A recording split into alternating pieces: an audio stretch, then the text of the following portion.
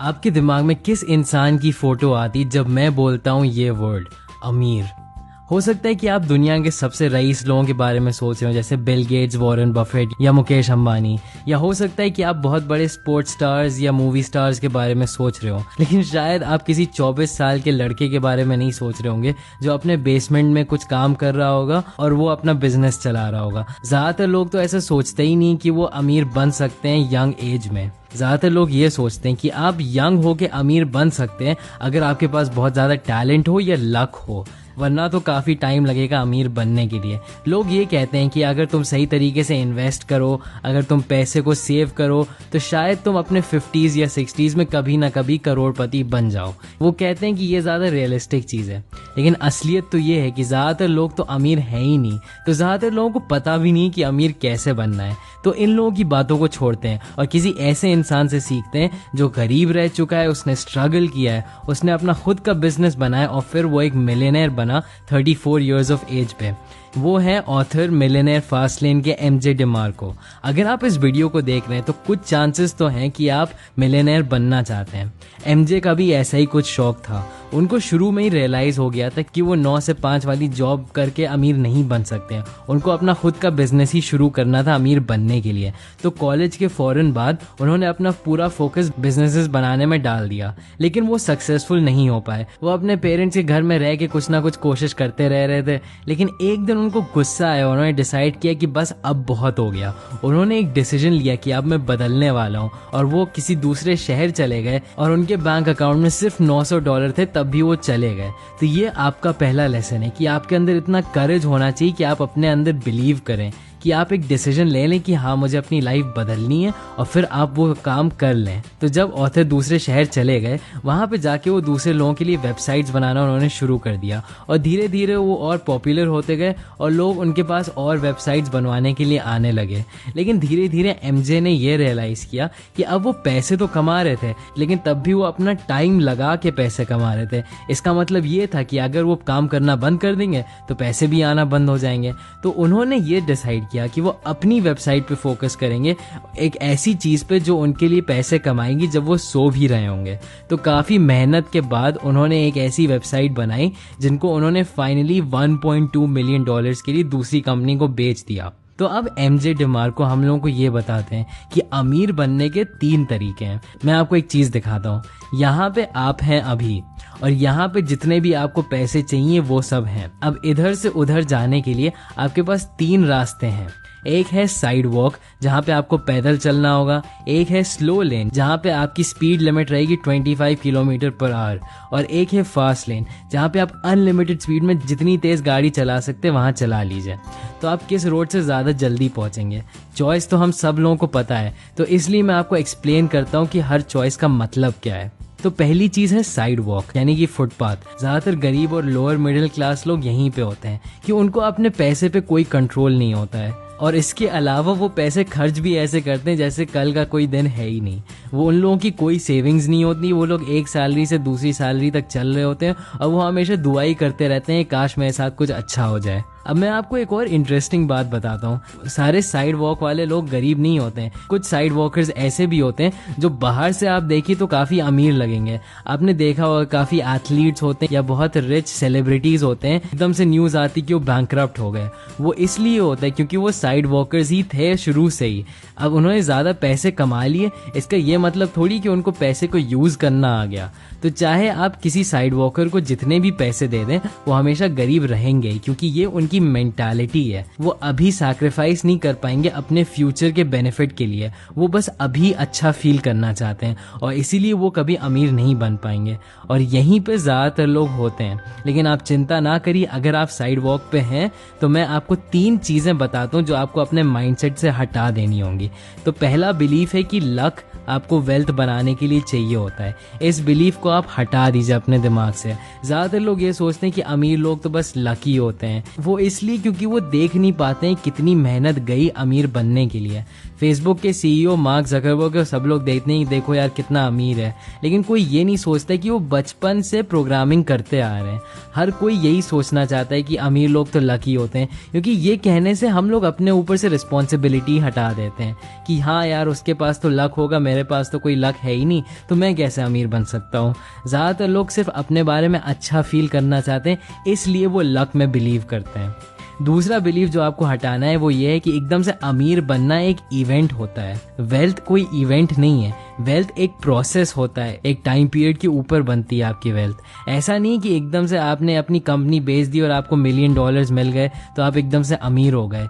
वो प्रोसेस 10 साल से चल रहा था जब आप अपनी कंपनी पे काम कर रहे थे।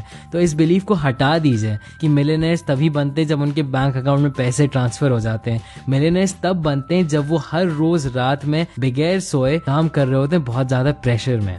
और तीसरा बिलीव जो आपको हटाना होगा वो ये है कि दूसरे लोग आपको अमीर बना सकते हैं। कोई भी चैरिटी से अमीर नहीं बना। इनफैक्ट काफ़ी स्टडीज़ ने ये भी दिखाया कि जो लोग लॉटरी जीतते हैं वो 2 साल के अंदर अपने पैसे खो भी देते हैं। एक बहुत आसान तरीका है जिससे आपको चीज़ें और अच्छे से समझ में आ जाएंगी। एक टूटी हुई बाल्टी के बारे में सोचिए कि उसके अंदर आसपास हर जगह छेद होता है, तो चाहे आप उसमें जितना भी पानी भर दीजिए उसमें से पानी धीरे धीरे ख़त्म हो ही जाएगा। तो यही चीज़ है आपके पैसे के साथ। आपका माइंडसेट उस बाल्टी की तरह है, और जब तक आप अपने माइंडसेट को सही नहीं करेंगे, चाहे आपको जितना भी पैसा दे दिया जाए वो आपके हाथ से निकलना ही है। तो दूसरों के लिए वेट करना बंद कर दीजिए कि कोई आपको पैसे देगा, और खुद से पैसे कमाने की कोशिश करिए। तो अब मैंने आपको बता दिया कि साइड वॉक से कैसे निकलना है। अब बात करते हैं स्लो लेन की। अब ये और ज़्यादा सेंसिबल ऑप्शन लगता है। ज़्यादातर मिडिल क्लास लोग यहीं पे होते हैं, डॉक्टर्स, लॉयर्स, इंजीनियर्स। ये लोग पैसे बचाते हैं और वो लोग ज़बरदस्ती की चीज़ें नहीं खरीदते हैं, वो पैसे अपने इन्वेस्ट करते हैं और कभी ना कभी वो अमीर तो हो ही जाते हैं। अब ये अच्छा ऑप्शन है अगर आपको सिर्फ स्टेबिलिटी और सिक्योरिटी चाहिए अपनी लाइफ में। लेकिन मैं आपसे एक चीज़ पूछना चाहता हूँ कि क्या स्पोर्ट्स कार चलाने में मज़ा आएगा जब आप 60 साल के हो जाएंगे? पैसे का क्या फ़ायदा अगर आप अपना पूरा यूथ वेस्ट कर दें उसको कमाने के ही चक्कर में? आप अपना अस्तित्व बेच के पैसे के लिए पीछे भागें और फिर आप उसको यूज़ भी ना कर पाएं, ये कौन सी बात हुई? जो लोग स्लो लेन में वो अपना टाइम सैक्रिफाइस करते हैं पैसे के लिए, वो सिर्फ थोड़ा थोड़ा पैसा ही फिक्स्ड अमाउंट कमाते हैं। अब मैं आपको बता दूं कि आप स्लो लेन में आपको क्यों नहीं रहना चाहिए। मान लीजिए कि आपका एक बहुत बुरा एक्सीडेंट हो गया और आप काफ़ी महीनों तक काम नहीं कर पाएंगे, तो क्या आपके पास आपकी जॉब तब भी रहेगी? या मान लीजिए कि आपको बहुत डिप्रेशन हो गया, आपको 1 साल का वेकेशन लेना है, तो क्या आपको वो मिल पाएगा? जब तक आप अपना टाइम देंगे पैसे के लिए, तो जैसे ही आप काम करना बंद करेंगे आपके पैसे भी आना बंद हो जाएंगे। एक बार मेरे दोस्त ने मुझसे कहा था कि यार इंडिपेंडेंस डे चल रहा है, वहाँ पे एक दुकान में फ्री समोसे मिल रहे हैं, और वो दुकान आधे घंटे दूर थी और वो चाहता था कि मैं उसके साथ जाऊं। अब देखिए यही स्लो लेन वाला माइंडसेट है।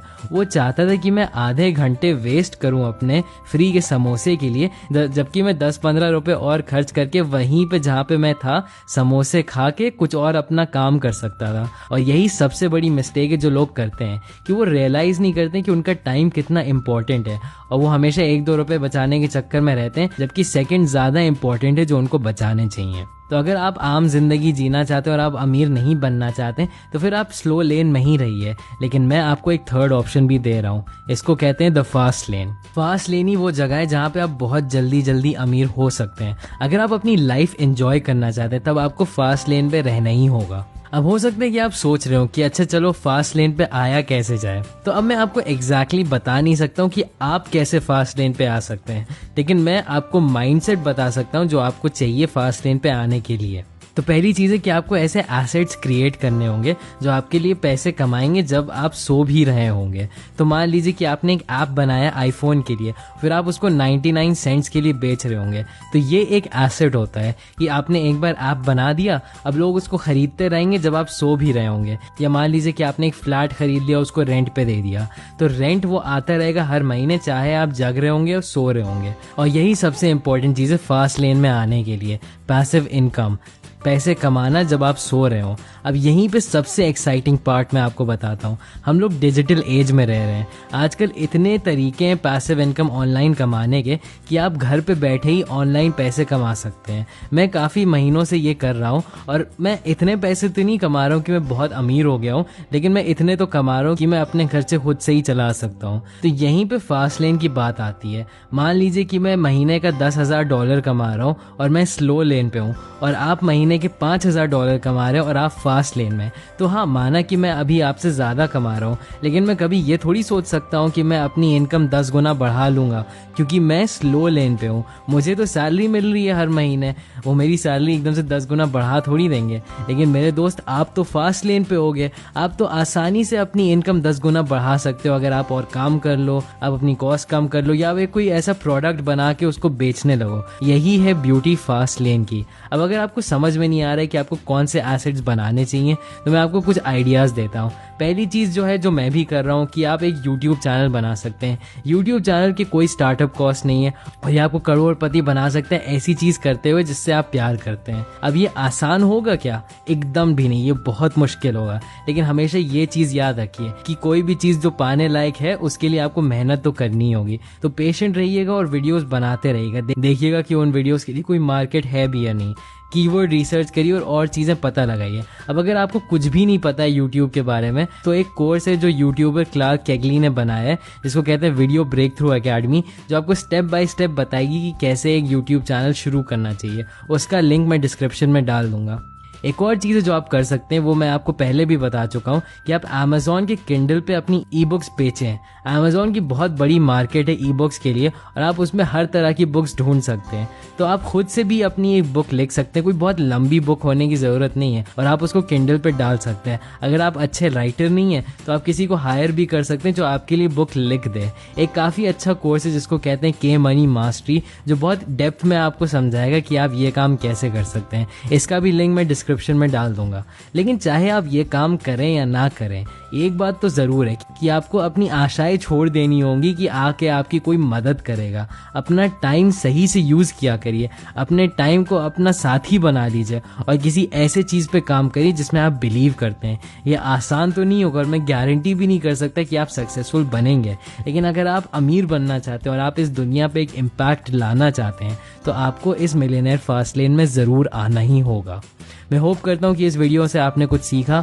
मैंने सारे कोर्सेज़ के लिंक इस वीडियो के डिस्क्रिप्शन में डाल दिए हैं। सब्सक्राइब करिए अगर आपने अभी तक नहीं किया है। And thanks for watching.